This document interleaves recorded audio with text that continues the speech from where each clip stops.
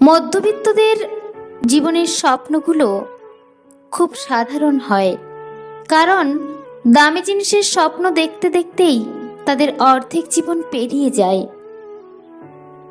কলেজে পড়তে পড়তেই মধ্যবিত্ত ছেলেমেয়েগুলো একটা চাকরি পাওয়ার স্বপ্ন দেখা শুরু করে।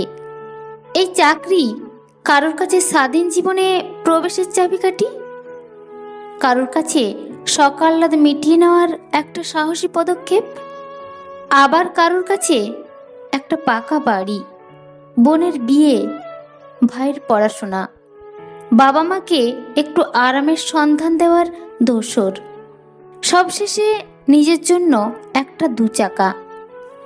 ভাবতেই অবাক লাগে, এই ছোট ছোট স্বপ্নগুলো পূরণ করার তাগিদে মধ্যবিত্ত ছেলে মেয়েগুলো পার্টি, মুভি, দামি পোশাক, আউটিং এসব কিছু একটা তালিকাভুক্ত করে সযত্নে সরিয়ে রেখে দেয় ভবিষ্যতের জন্য।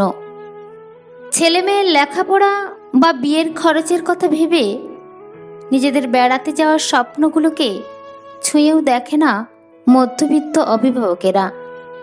পাছে তাদের সঞ্চয়ের ভাণ্ডারে টান পড়ে, ইলাস্টিক ঢিলে হয়ে যাওয়া, মোজায় গার্ডার আটকে দেওয়া, চিট ছিঁড়ে যাওয়া স্যান্ডেলের ফিতে পাল্টে নেওয়া, চেন কেটে যাওয়া ব্যাগ যতক্ষণ না ছিঁড়ে ফেটে যায় ততক্ষণ চেন বদলে যাওয়াটাও মধ্যবিত্ত জীবনের স্বপ্ন পূরণের কয়েকটা ডোন্ট কেয়ার পদক্ষেপ।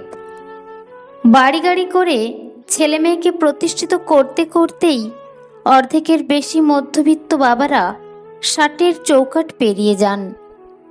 জীবনের অধিকাংশ স্বপ্ন ততদিনে তাদের মতোই বুড়িয়ে যায়।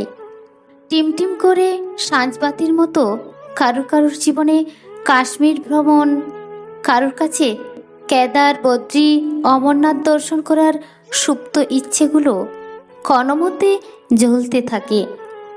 জীবন তাদেরকে একটা অদৃশ্য লক্ষ্যরেখার মধ্যে সীমাবদ্ধ করে রাখে।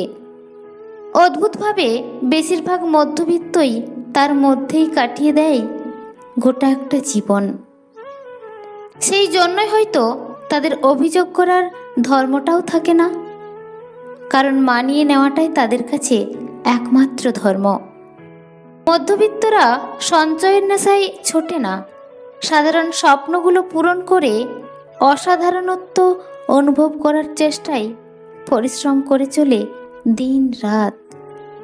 এরকমভাবেই হাজারো মধ্যবিত্ত পরিবারগুলো প্রতিনিয়ত লড়াই করে চলেছে নিজেদের স্বপ্নগুলো পূরণ করার উদ্দেশ্যে।